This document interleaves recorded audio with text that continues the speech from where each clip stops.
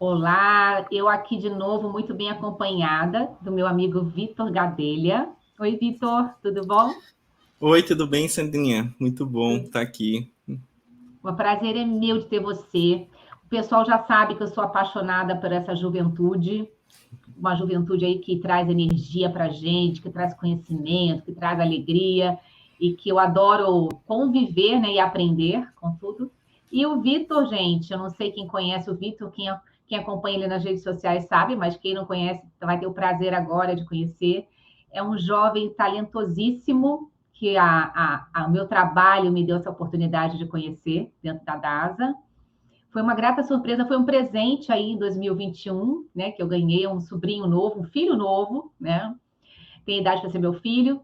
E é um dos médicos mais brilhantes que eu conheço, e vocês vão ver por quê. Ele é completo aí na minha visão, tanto tecnicamente, né? Conhecimento, a bagagem dele, quanto como pessoa. Um doce de pessoa, uma pessoa humana, uma pessoa sensível. Então, Vitinho, sou sua fã, você sabe disso. Feliz aqui com o nosso bate-papo. Nossa, que é isso, com essas palavras aí para começar, eu tô bem, hein, pessoal. Nossa, tô super feliz, adoro conversar contigo, você sabe disso. Espero que a gente possa contribuir aí com bastante coisa pro pessoal, que não tá fácil. Os dias de hoje, você sabe que não tá fácil, independente de onde você esteja, e temos que ter pessoas para apoiar sempre. Eu acho que é a ideia um pouco aqui também. Também. E isso que o pessoal ainda não sabe, que além de tudo, você toca muito bem piano, teclado, enfim, outros talentos, violão, eu já vi, enfim. Tá aqui, ó. Mas Fica embaixo da mesa. no finalzinho dá uma palhinha aí pra gente, vai ser bom pra caramba. Se você quiser, É, você tenta aí. vamos pensar nisso. É mais cara a entrevista com palhinha, né? Nossa, tô bem, Oh, hein, pessoal? tá bem, tá bem. Vitinho, como é que surgiu a medicina na sua vida? Se apresenta um pouquinho a tua formação médica e como é que foi essa escolha? Ah, muito bom, né? Acho que muita gente pergunta, porque até meus familiares eles achavam da nossa menina da computação, da tecnologia. E de fato, assim, eu sempre cresci, eu cresci bem próximo do computador. Até meio estranho, assim, porque com uns 10 anos, acho 11, 12 anos, eu convenci meu pai a abrir uma lan house na época. E fui jogar computador e era muito legal porque eu trabalhei muito na Lan House, mas eu acho hoje, vendo de trás para frente, eu vejo que putz, isso aí já é uma veia empreendedora, né? E literalmente eu estava ali trabalhando, tinha aqueles corujões que a gente fazia, eu que ficava liderando aquela parte, e foi muito legal, porque eu acho que a gente sempre aprende várias coisas durante a vida, né? A medicina, especificamente, eu não pensava muito nela até eu acho que os 16 anos. É, tinha pouco contato com saúde, praticamente nenhum da minha família, praticamente ninguém era da saúde, só tinha um tio médico que faleceu no acidente de carro. E aí tem uma história interessante, que assim, eu ganhei um violão dele e logo depois aconteceu essa fatalidade. Então, as coisas que são até subliminares, que a gente não entende, hoje a gente começa a ter uma percepção de alguns pontos, porque eu fui um pouco para esse lado da música, principalmente o violão, talvez por causa que da medicina era o único médico de fato na família. O filho dele é médico hoje, né, meu primo, mas não tinha outro. E com 17 anos mais ou menos, meu avô faleceu. Ele faleceu de um tromboembolismo pulmonar. Então, que é esse tromboembolismo pulmonar? Ele tinha levado uma queda, tinha fraturado o fêmur e estava bem no quarto já. E assim, o racional é que pô, você vai de alta. E ele começou com a coriza, começou com a falta de ar, voltou para a UTI e teve esse desfecho, vamos dizer assim, não bom, para tentar ser Uhum, positivo aqui. uhum, E dentro dessa perspectiva, o racional você não entende, né? Eu sempre fui muito curioso, cara, como é que isso acontece? E aí eu acho uhum. que isso me intrigou, viver um pouquinho aquele ambiente hospitalar, eu tive lá com meus avós, minha avó teve câncer também de pâncreas, assim, de algum momento eu fui entrando na saúde, entendendo. E aí, cara, eu fui fazer vestibular, não passei em João Pessoa, passei em Maceió, foi quando comecei minha jornada já fora de casa ali, completando 18 anos, e tudo daí veio para frente, essa jornada médica que é sensacional. Que legal. Nossa, engraçado essa coisa do você ir no ambiente e ter essa curiosidade, porque você passa muito isso para a gente. Eu acho que por isso que você consegue conciliar essas duas cabeças, a cabeça de tecnologia e inovação, que é rara na saúde, assim, Eu acho que só você eu conheço um médico que transita aí muito bem nesse mundo de tecnologia, de inovação. E também a formação e a atuação na área. Mas sabe que talvez tenha sido esse trigger, o trigger curiosidade. Você é um cara mega curioso, tô certa? É um cara que, assim, putz, tem um Muito. problema ali, deixa eu entender esse problema. Então, talvez isso internamente tenha gerado essa motivação da medicina, né? Não, com certeza. Eu acho que o curiosidade é um trigger assim fatal para isso, porque assim, o fato de não entender, eu sou muito assim, né? Cara, como é que eu não entendo como uma televisão reproduz imagem? Porque assim, não conseguir criar uma coisa, não entender, porque para a pessoa que cria é muito mais difícil criar do que tipo reproduzir um conhecimento. E é muito estranho, sabe? Como é que eu não consigo entender isso, entendeu? Então, eu sou muito inquieto mesmo. Como é que eu não consigo entender como uma lâmpada funciona? Como é que eu não consigo entender como é que uma placa de som funciona ou como uma placa de computador funciona? Se alguém teve capacidade de criar, pelo menos entender, eu acho que eu posso tentar entender. Então, realmente, eu sempre fui muito nessa... Vai, como é que um avião não funciona? Então, né, isso, de fato, sim, provavelmente foi um trigger bem importante para eu ter entrado na medicina e tá onde eu estou hoje, né? Acho que também. Exato. E se apresenta, você é neurologista? Conta para as pessoas a sua formação. Boa. Então, hoje eu tenho 30 anos. Na jornada aí da faculdade de medicina, eu acabei já aliando muita coisa de tecnologia, tive uma oportunidade de estudar fora, no Canadá, pela Ciências Sem Fronteiras, foi bem legal, uma bolsa bem bacana mesmo, e lá tive muito contato com neurociências, com pesquisa, mas também com tecnologia. E lá no terceiro ano da faculdade começou a despertar esse negócio, mas eu já programava, eu já tinha uma bagagem legal de tecnologia, e aquilo me despertou, assim, porque já se começava a falar em health tech na época, em 2013, isso. E no Brasil eu sei que não existia muita coisa. E lá que despertou esse negócio, eu lembro que eu fiquei uma fila na Best Buy, lá, um fio de menos de 30 graus para comprar um sensor, que era o lançamento, que eu estava imaginando que aquele sensor poderia controlar imagens médicas sem tocar no computador dito feito. Peguei aquele sensor, fiz lá um aplicativozinho, que a gente chama para computador. E quando eu voltei para o Brasil, eu fui em 2013, 2014, Congresso Brasileiro de Neurocirurgia, e apresentei isso. E assim, sozinho lá, por exemplo, no trabalho, todo mundo lá, porque eu fiz a cirurgia tal, e vem uma coisa totalmente diferente, e isso chamou bastante atenção. E lá eu comecei a conhecer pessoas, assim, know-how, até que eu trilhei esse mundo da inovação também com startups. Mas hoje, fiz neurologia no Hospital de Clínicas da UFPR, trilhei, fui fazer mestrado em computação, especificamente em algoritmo e inteligência artificial, então eu trabalho com a técnica bem específica de inteligência artificial, que é bem bacana. Tem uma startupzinha também, realidade virtual para treinamento médico, e aí, tudo isso se envolveu, né? E eu comecei nessa jornada de inovação, tecnologia, essa coisa bem diferente, que hoje Nossa, começa a fazer mais sentido cada vez mais. Né? nossa, e você é muito dinâmico, né, Vitinho?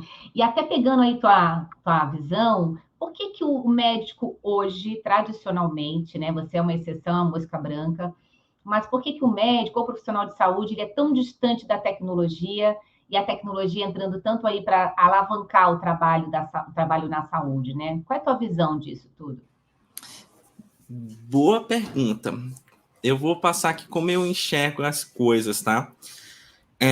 Eu me formei numa cidade, assim, com uma cidade com, vamos dizer assim, IDH baixo, assim, né? Uma condição social mais complicada, Maceió.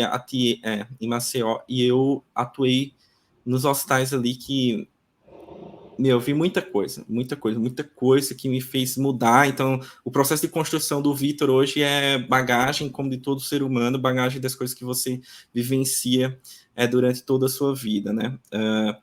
E o médico, especificamente, durante a formação, tem algumas coisas que no momento eu não entendia, hoje eu olho para trás e são danosas do ponto de vista psicológico, não que tenha relação com a inovação e tecnologia, mas eu vou chegar lá, vou tentar fazer um link. Então, você entra com um status de que você realmente é o centro da saúde, que realmente você é a pessoa mais importante da saúde, que os outros têm que obedecer o que você manda, que você manda, que por isso você tem que ganhar mais, dentro de um contexto social onde é uma elite, né? E talvez não precise ser elite do ponto de vista financeiro, mas sei lá, tem várias formas de ser elite, a questão do gênero, então tem várias coisas que nicham essas pessoas dentro da faculdade de medicina, é um nicho que é um loop, né? Hoje a gente quebrou bastante esse loop nos últimos 10 anos, com certeza, com os programas que temos, mas assim, você entra nesse loop, né? E nesse loop você é direcionado,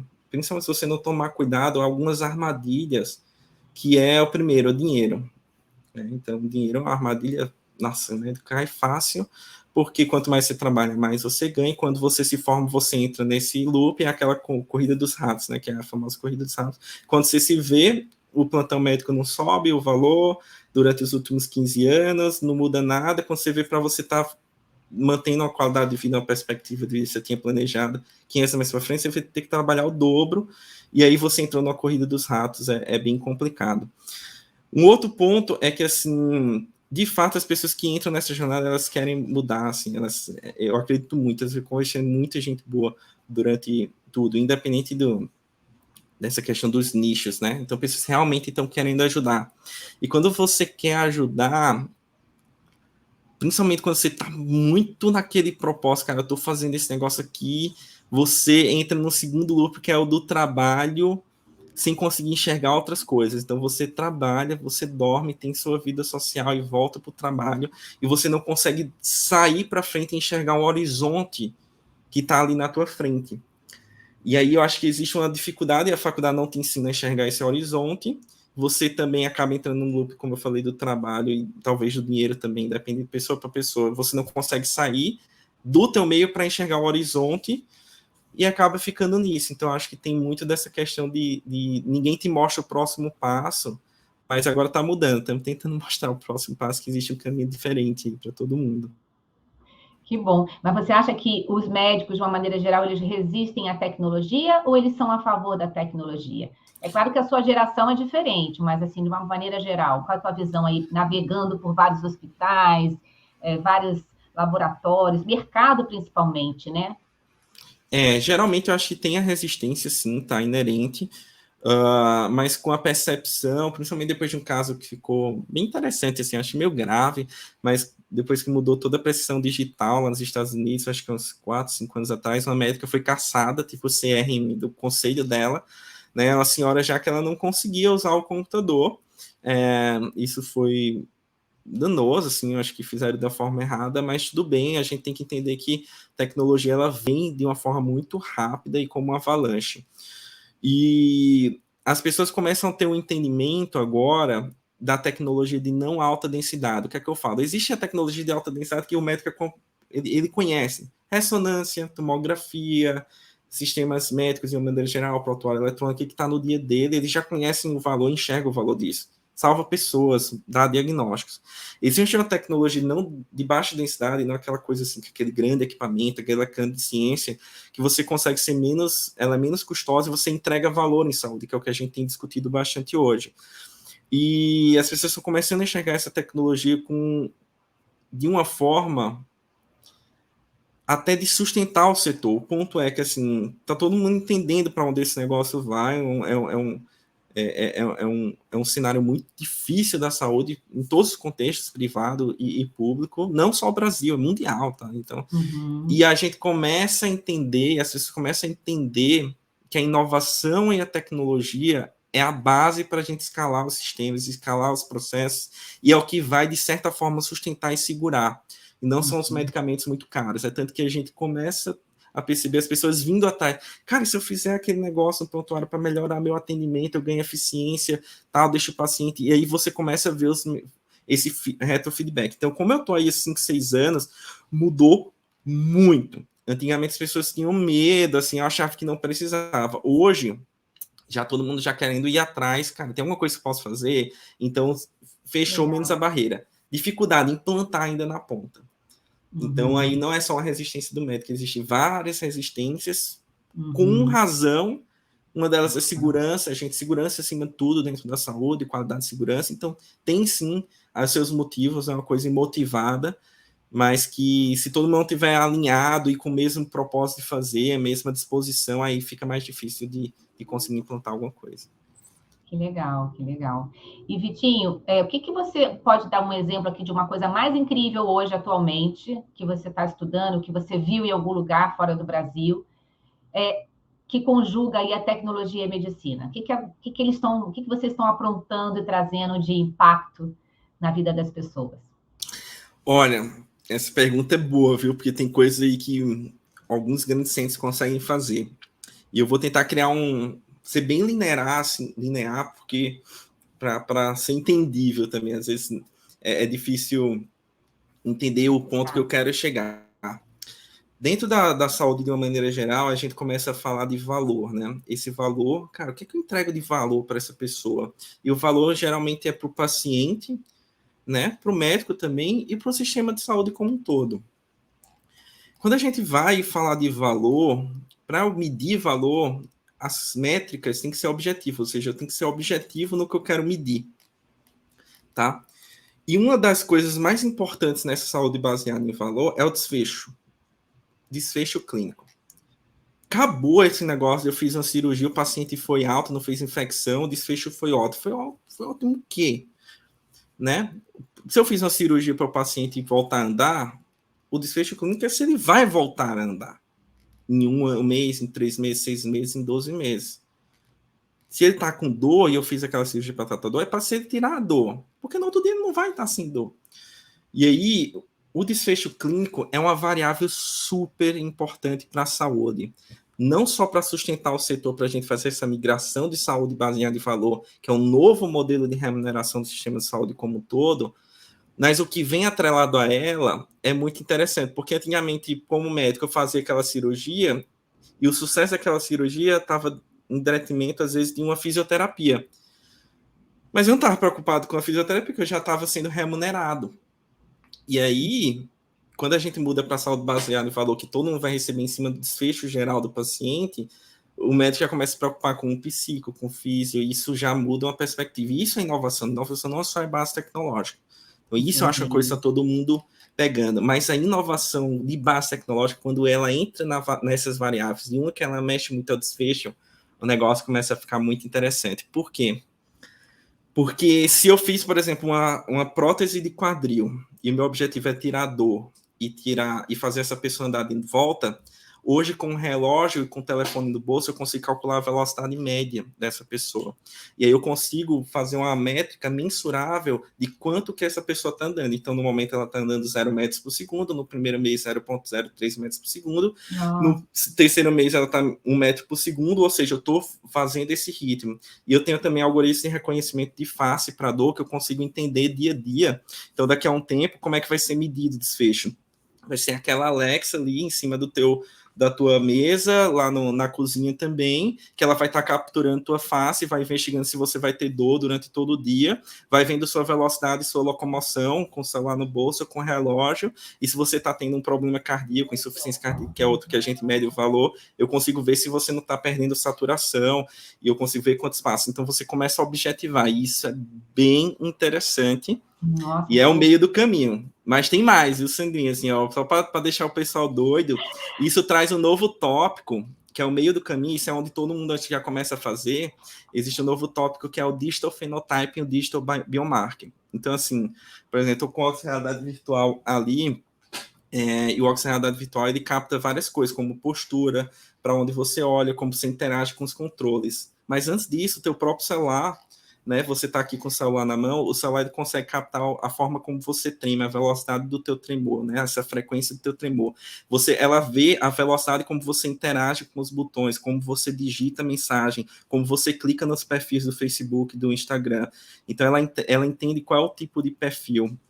Isso cria um fenótipo digital, que a gente chama. Então, código genético, ele cria um fenótipo físico, que é o olho, cor do cabelo, e a forma como você interage com os sistemas de forma desmaterializada, chama desmaterialização da tecnologia. Isso também deixa um rastro digital.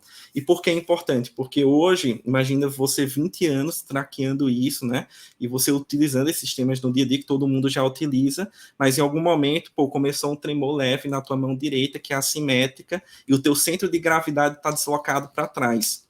Isso pode ser uma doença que a gente chama de paralisia supranuclear progressiva, que o diagnóstico é quase impossível no primeiro momento, que ela é igual ao Parkinson. A diferença é centro de massa deslocado para trás e não tremor.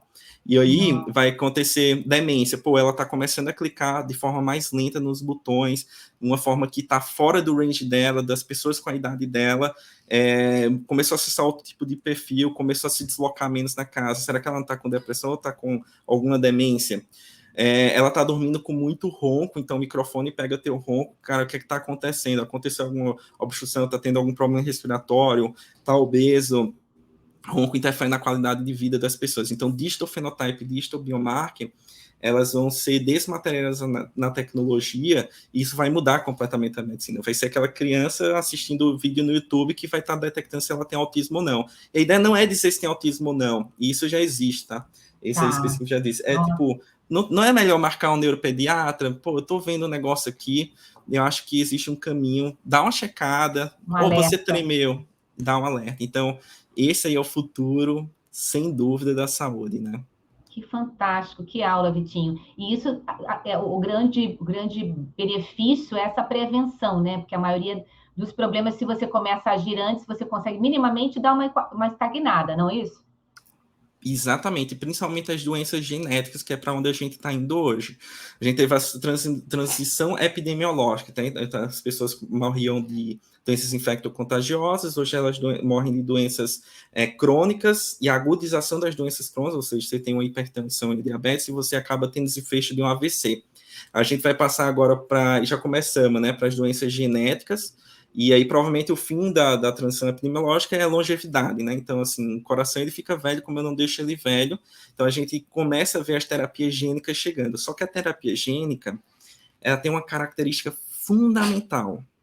O que é que ela faz? Ela altera um gene seu. Então, seu gene está defeituoso, e aquele gene defeituoso está criando uma doença. Um desses aí, claro, que tem aí tratamento, é a atrofia muscular espinhal, uma doença neuromuscular. Mas aquele gene, ele vai causando danos nos órgãos, porque está criando uma proteína que está danificando. Se eu modifico ele cedo, eu troco esse gene, ele para de produzir essa proteína e não causou nenhum dano. Mas se eu demoro a detectar isso, o dano já está feito, e eu não tenho o benefício da medicação. Então, assim, principalmente para onde a gente vai do ponto de vista de tratamento, que é a terapia genética, conseguir diagnosticar de forma muito cedo as doenças é fundamental.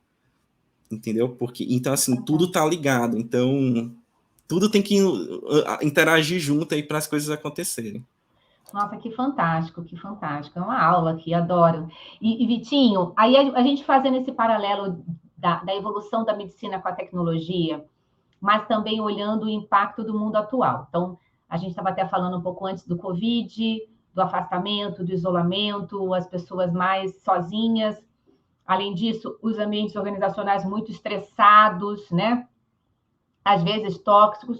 Isso impacta, aí a gente tirando a genética, é o efeito do ambiente que a pessoa está.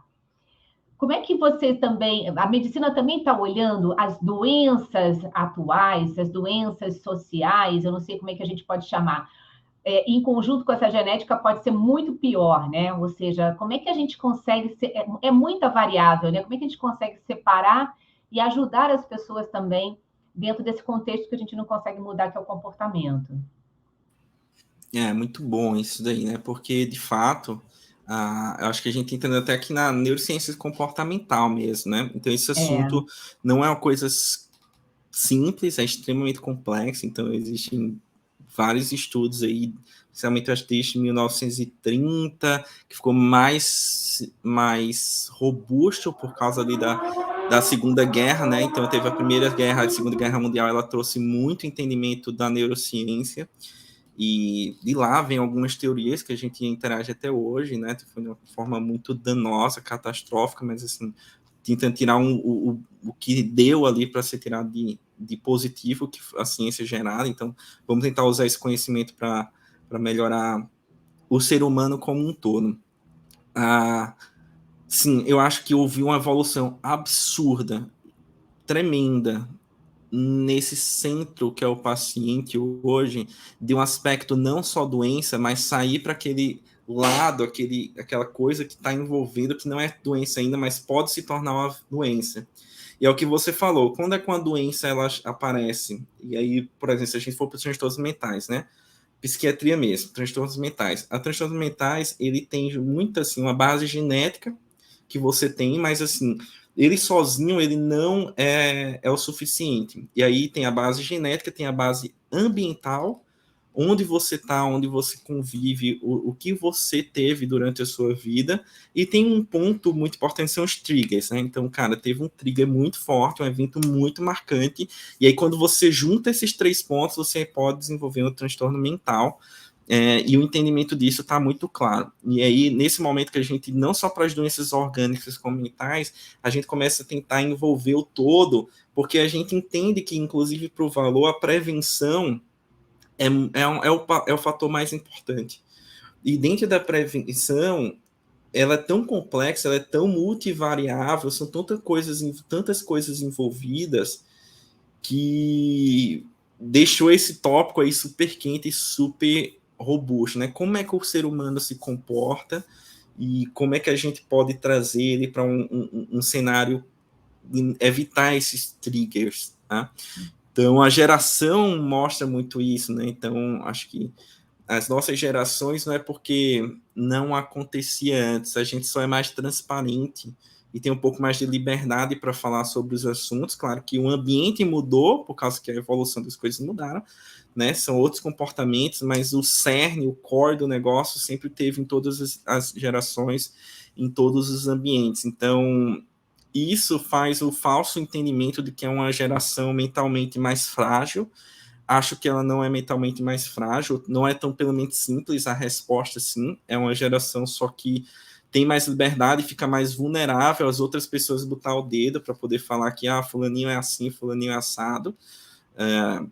Mas também vejo isso como um ponto de liberdade para as pessoas poderem ser o que elas são, e o ser o que a pessoa é um traço fundamental, uma das verticais fundamentais para se atingir a felicidade plena, né? Que é algo assim que eu acho que é o objetivo de todo mundo, que é como eu sou feliz.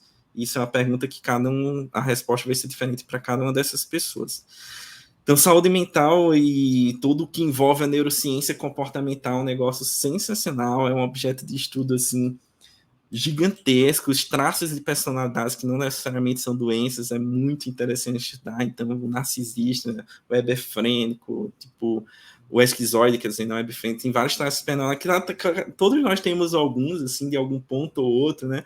Mas é muito interessante. Eu vejo um cenário bem positivo e só vai se tornar mais positivo, porque no final é isso, cara, como é que a gente deixa as pessoas mais felizes, entendeu? E deixar uma pessoa isolada, achando que ela vai descobrir sozinha o caminho da felicidade, difícil.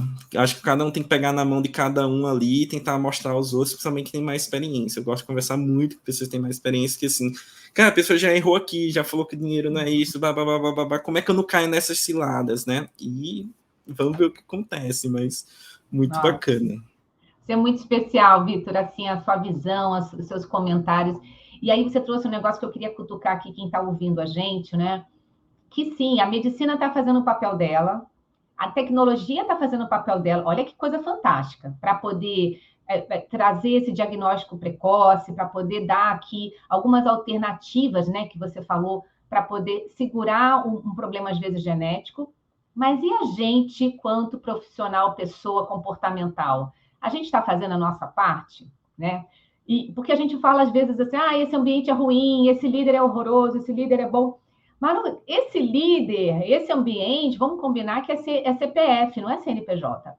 Então, o que a gente está fazendo também em prol da saúde, né? Que você falou do ser integral que você trouxe aí. Então, acho que esse é um ponto de reflexão muito bacana, porque as pessoas não veem, como você é neurologista, você sabe disso, as pessoas não veem a doença mental. A doença física tem ali uma deficiência, tem ali um corte, tem ali a falta de um membro, é visual, então você entende aquela doença que está rolando. Mas quando a doença é emocional e mental, isso não é claro. Então, às vezes eu estou deixando alguém doente, mas eu não estou vendo que eu estou destruindo aquela pessoa. Tá certo isso? Cara, com certeza, assim, né? O ponto de vista da doença não orgânica, a doença mental, ela é muito mais difícil de ser vista na primeira foto, quando eu conheço aquela pessoa, quando interagi pouco com aquela pessoa. Então, nesse momento passa despercebido. E aí, quando eu começo a interagir mais com essa pessoa, aí ela... E aí você percebe que tem alguma coisa talvez diferente. Eu estou falando aqui, pode ser vários níveis, tá? Desde uma coisa Tá. tão simples como uma depressão mais leve, como um caso de mania dentro de um transtorno bipolar, um episódio de mania, ou até uma esquizofrenia mesmo, assim, um paciente com esquizofrenia, enfim, né? Tem Uhum. muitos sintomas mentais. E nesse segundo momento, quando você começa a entender com a pessoa, aí você dependendo, tende a estigmatizar. Uhum. Aí você sai do invisível direto para o estigma, e você perdeu a transição de, cara, o que é que eu posso fazer? Que é o momento de percepção, e esse momento de percepção, se você não tiver muito aguçado, né, você pode causar mais dano a essa pessoa, porque não é fácil, como você falou, você não tem essa... Você não enxerga o negócio. E talvez nem o médico ali, ele consegue entender do ponto de vista neuroquímico mais ou menos como as coisas acontecem, mas pode ficar muito abstrato para ele. E o que a gente tem que evitar são esses diversos triggers que podem acontecer durante os ambientes, né? Que você trafega, né, dentro do hospital, é uma coisa... Existe muito essa questão hierárquica. Então, você tem que ter um pouco de cuidado ainda no você mete. Então, uma jornada de autoconhecimento e apoio é importante. Não se submeter ou deixar se submeter a qualquer tipo de coisa, a não ser que você esteja muito seguro ou esteja vamos dizer assim, um plano muito certo dos seus próximos passos, tá? Porque para você não se machucar aí no meio do caminho.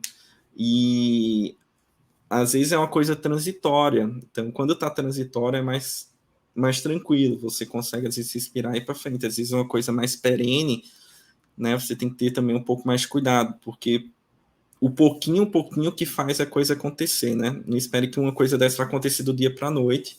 É o pouquinho ali de todo dia que vai acontecer. Então, autopercepção e autoconhecimento, discutir com as pessoas, sempre, transparência, pedir ajuda dos outros que estão por fora, observar e, assim, sempre no mínimo de suspeição, tentar entender, tentar conversar, né, para trazer algum ponto.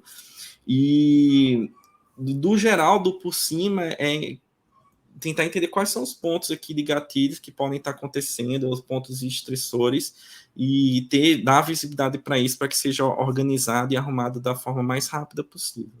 Eu acho que são os pontos importantes. Nossa, fantástico. E assim, precisa que o ambiente tenha empatia, né? Seja o líder, seja quem convive com essa pessoa, para que possa perceber essa mudança. E você trouxe um ponto aí do autoconhecimento. Você sabe que eu já tive depressão, já tive burnout, e eu fiquei com vergonha de contar para as pessoas quando eu estava burnoutada, né? Digamos assim.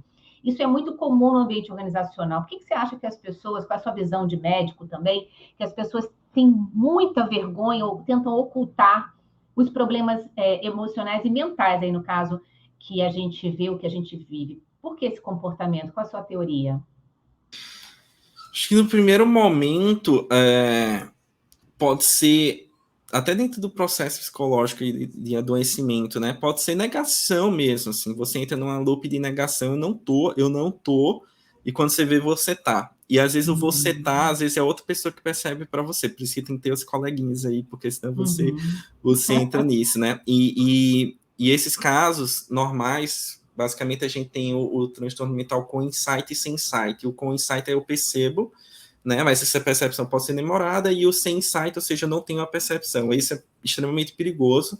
É, e aí, principalmente em alguns casos específicos, alguns gêneros específicos, é bem perigoso, porque as pessoas começam a olhar, mas você não tem um filtro do ego e nem do superego. O superego é o filtro do ego, né? Então você começa a se explodir dentro daquela traço que você tá trazendo, né? Que é um comportamento talvez um pouco diferente do que se espera em alguns ambientes, e aí você começa a levar pancada, ser estigmatizado. Então tem muito isso. Então acho que o primeiro ponto é negação, E o segundo ponto é medo mesmo, assim, né? Ele vem com medo, principalmente eu acho que depois que você sai da negação e você descobre, vem o medo de como tratar isso dentro de um ambiente, principalmente dentro de um ambiente que você tem um emprego e tudo. E se você já não tem uma diretriz muito clara de confiança e de uma relação transparente, esse medo ele só vai piorar a tua doença de base.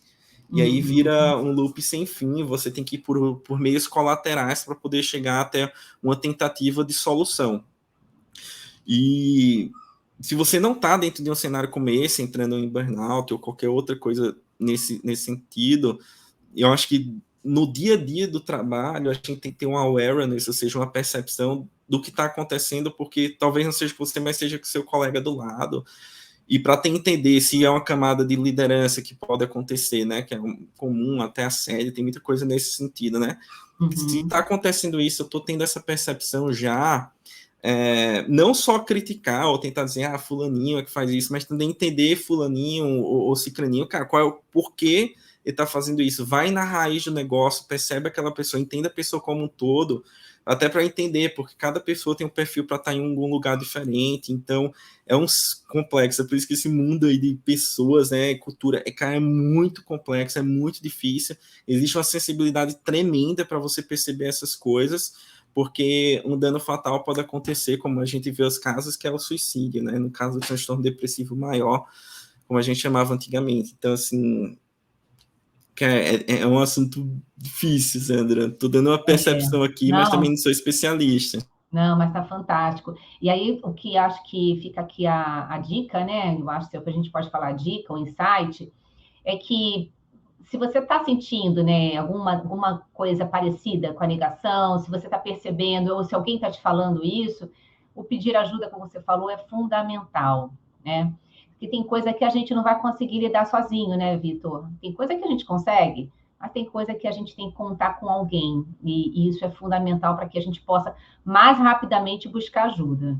E aí a gente vê o aumento, existe um comentário, pesquisas também, que estão falando do aumento do consumo, da utilização de medicamentos, né, de psicotrópicos, para combater justamente essas doenças que a gente tem vivido aí muito recentemente. Tem sim aumentado o uso de medicamentos. É bom ou é ruim? Tem gente que fala assim, não quero usar remédio porque o remédio é ruim. O remédio vai me deixar dependente. Qual é a tua visão sobre essa questão da medicamentosa, né? Boa. E só trazendo ponto, assim, talvez o momento certo de procurar, se você pensou no negativismo, assim, né, tipo, opa, tô com aquilo, já é o momento, entendeu?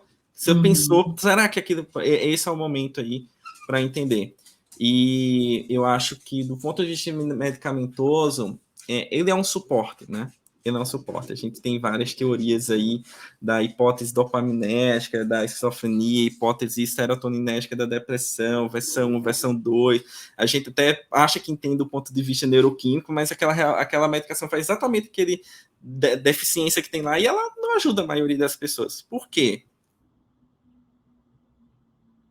Mental, é ambiental, é social, é muito mais complexo. Então, a medicação tem sim aumentado, acho que tem aumentado de uma forma positiva, talvez, porque se você está num transtorno leve ou moderado e você faz isso de forma controlada, e aí não só a medicação, mas tem o apoio do psiquiatra, do psicólogo, excelente, que aquela medicação ela vai dar um boost dela, vai acelerar para tentar colocar aí no como você se espera dentro dessa situação, né? Então, tirar aquela sensação de hipotimia é o termo técnico da psicopatologia para tristeza, né? Ou seja, de tipo, realmente ficar mais down, assim. Então, para você chegar no eutimia seria o basal, e tem o hipertimia, que é quando você pode estar em mania. Então, esse basal, né, que todo mundo espera, e o basal é normal você sair um pouquinho para baixo, sair um pouquinho, isso é o natural. E aí a medicação, ela tem essa função de tentar trazer, resgatar o teu natural, que você consiga nisso. Só que ela isolada, aí sim, é um grande erro, porque ela não consegue ajudar muito, tá? E a solução, o ponto assim, parece que tem um uso racional da medicação, mas grande erro é achar que só a medicação resolve. E aí, quem está caindo nesse erro por acesso fácil à medicação, enfim, como conseguir, Ah, dormir é fácil, toma benzodiazepina. Ah, depressão é fácil, toma isso aqui. Aí não, você está causando um dano gigante que você não resolve a raiz do problema. E se você não resolve a raiz do problema, você não está fazendo nada, você só está tratando sintomático, como a dor você toma ali uma dipirona, paracetamol. Então, é um assunto delicado, mas elas são cada vez mais robustas e melhores, tá? Nossa, fantástico.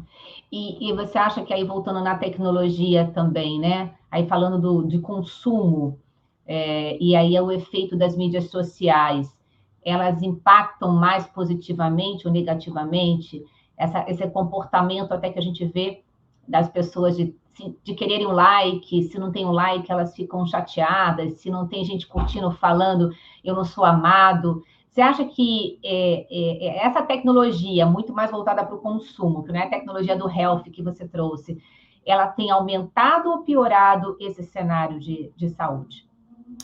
Olha, esse é um ponto interessante também, porque assim, dentro dos circuitos neuronais que a gente conhece, existe um que é muito, muito claro, que é o circuito do reforço positivo, tá?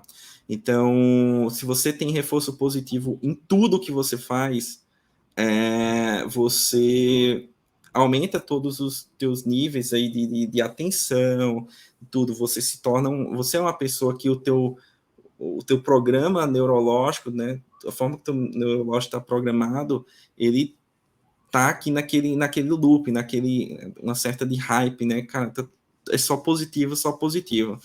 Quando você recebe positivo e negativo equilibrado, claro que não detratou naquele positivo o negativo que faz mal, assim, mas que você, tipo, vive num estado de equilíbrio, é tranquilo, que quando você recebe muito bom, você fica muito feliz, se você recebe muito triste, você fica muito mal. Mas quando você entra num loop onde 90% é positivo e aí vem uns 10 ali, eu acho que isso é danoso para qualquer pessoa. Então, como é que eu vejo a rede social? Você utilizar para o seu dia a dia, para fazer essas coisas, cara, é muito legal. Utilizar com exposição e entrar viralizar, o que a gente chama, então você entra numa série de viralização, ou seja, você entrou no nível de exposição que você está literalmente muito exposto e você, no primeiro momento, começa a receber coisas positivas. A gente viu como, Juliette, muita coisa positiva, em algum momento já começa a entrar no negativo. Essa variabilidade, eu acho que o cérebro, do ponto de vista de programação mesmo, ele não está programado para receber isso. E aí é quase um curto-circuito que pode acontecer com esse sistema que a gente chama de sistema límbico, né?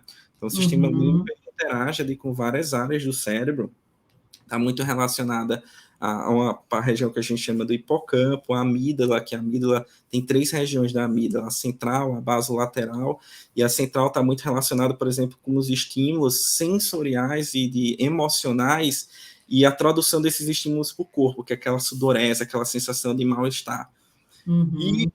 E, o ser humano, o cérebro, minha percepção é que ele é programado para ter um tipo de reforço positivo, reforço negativo, de informação negativa. É o ser humano, é como a gente entendeu? Só que se você começa a hackear esse sistema, pô, é só positivo, é só o presidente, não sei quem, só pessoas do mundo todo, do nada eu viverei essa pessoa positiva. E eu acho que elas se perdem no meio do caminho. Eu acho que é uma questão do cérebro, ele se perde, e aí pode acontecer casos gravíssimos, como a gente viu, né? De também até levar ao suicídio, porque assim, não sei se tinha, não conheço, mas não sei se tinha base psicopatológica para ter aquilo, mas com certeza foi alguma coisa que, tipo, alguns desses curtos-circuitos, eu estou falando de uma forma mais leiga assim, mas para entender, porque é complexo como as coisas acontecem, é hormonal mesmo, então é a quantidade de hormônio que a gente libera ali de adrenalina, de norepinefrina, de serotonina, de GABA, de receptor GABA, então como esses receptores, então são 2 níveis, né? É o próprio neurohormônio e o receptor. E aí a gente tem um mecanismo de feedback do cérebro. Então, assim, como você recebe muito estímulo positivo, talvez o teu receptor, ele comece a diminuir o número de receptores, porque o estímulo está muito grande, é normal isso acontecer.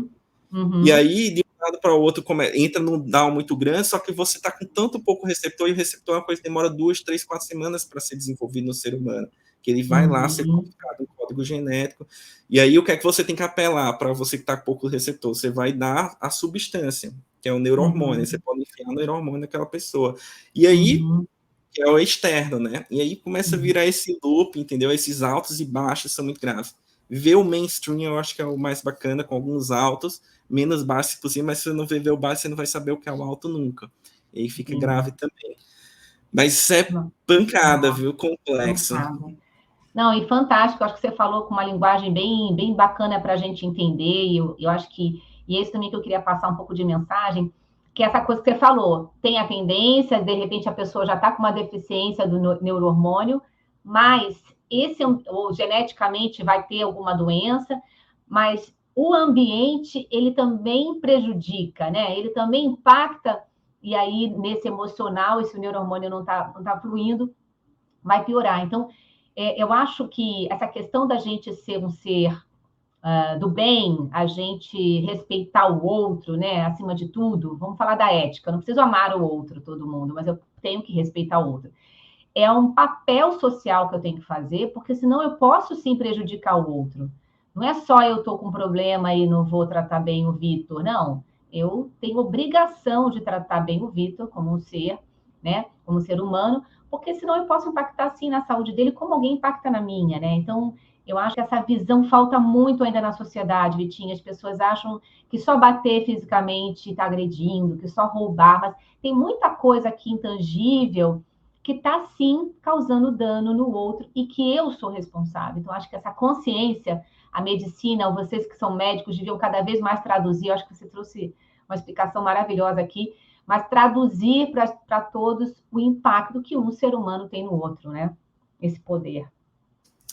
Isso é comportamento, né? Educação também mas é isso, acho que, cara, todo mundo tem que olhar para o outro, é valor. Meu, imagine que cada pessoa é uma pessoa totalmente diferente, assim, desconstruir qualquer tipo de julgamento, eu não estou dizendo que é fácil, tá? Mas, assim, cara, é o caminho para a gente ter uma sociedade mais evoluída, né? E é preciso fazer isso, porque não, pode vir tecnologia, pode vir o que for, assim, no final, a base de tudo somos nós humanos, né?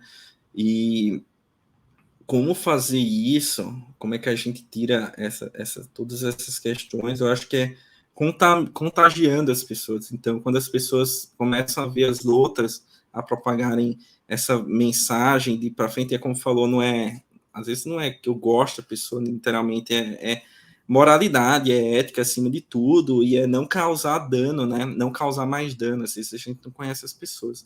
Então, de uma certa forma, a positividade ela tem que contagiar as pessoas para que ela seja sublime, assim, para que ela consiga trafegar por todos os corações, que realmente é muito ruim você causar um dano a uma pessoa de forma indireta sem nem saber que está causando. Então, é autopercepção, tem muitas coisas complexas envolvidas nisso daí. Mas espero que a gente possa crescer como sociedade, que a gente possa evoluir como sociedade, né? E sempre olhar para o outro e, assim, esquece os 10 minutos de conversa que você teve, né? Com aquela primeira pessoa e o que você traduziu daquela conversa. Se for negativa ou positiva que seja, tenta entender aquela pessoa de forma mais integral, né? Antes de tirar suas próprias conclusões, porque cada um vive uma vida de um jeito, e como eu falei, a vida que direciona o comportamento do ser humano como aquela pessoa é, né? Então, o Vitor que eu sou hoje é por causa do que eu passei, a cena que é hoje é por causa do que ela passou.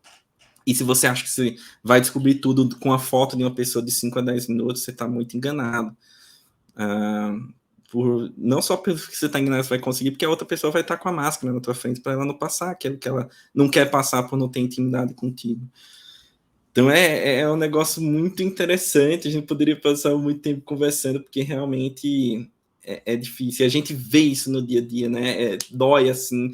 E não tem o que fazer, não adianta dar pancada. Só tenta mostrar o caminho ou pratica isso que as outras vão sendo contagiadas. Eu acredito muito nessa questão do contágio, sabe? Também. O bem vai gerar o bem, assim. Não, também. Nossa, Vitinho, assim, você não tem 30 anos nunca. Não que eu não ache que um menino de 30 anos pode ter a visão que você tem. O que você falou aqui, só coisa linda, só coisa muito inspiradora. Você me inspira. Sou mega sua fã. Eu acho que as gerações estão melhorando. Eu vejo isso, né, dos meus pais para mim, dos meus filhos.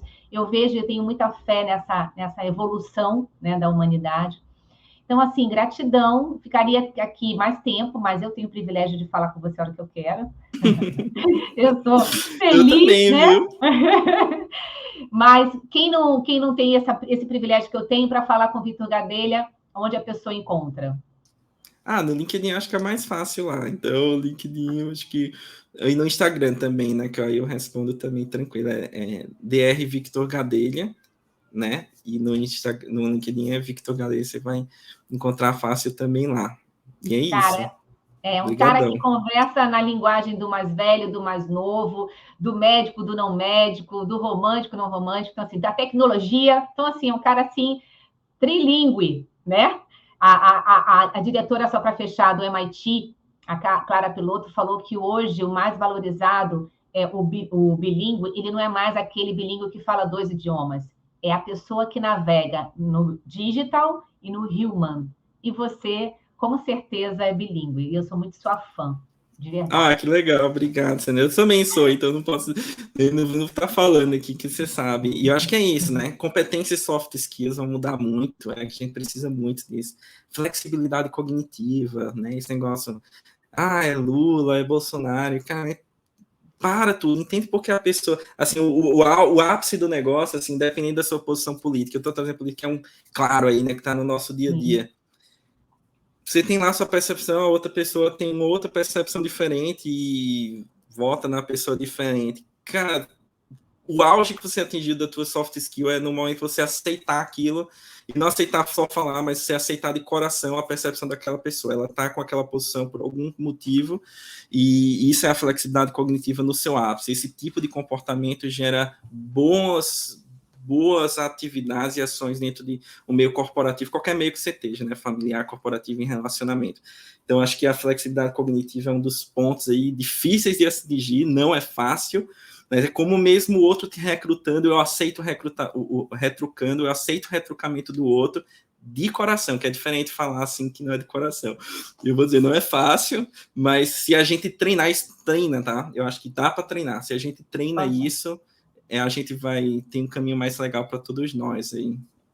Não, esse ponto aí é assim, fantástico. A gente treina, a gente pode treinar, a gente pode escolher ser melhor, né? Tem caminho, né? Sim, dá para Fantástico. treinar. Pode ter certeza, neuroplasticidade, dá para treinar. Neuroplasticidade. Dá Ai, para treinar. fantástico. Por isso que eu amo neurociência, amo neurologia, amo tudo isso aí. Querido, gratidão por aqui abrilhantar, e acho que já ficou o recado até para o pessoal que vai votar ano que vem, né? De respeitar e desenvolver, estimular a neuroplasticidade e aceitar de coração a opinião do outro. Muito bom. Um beijo, querido. Beijão, Sandra. Beijo.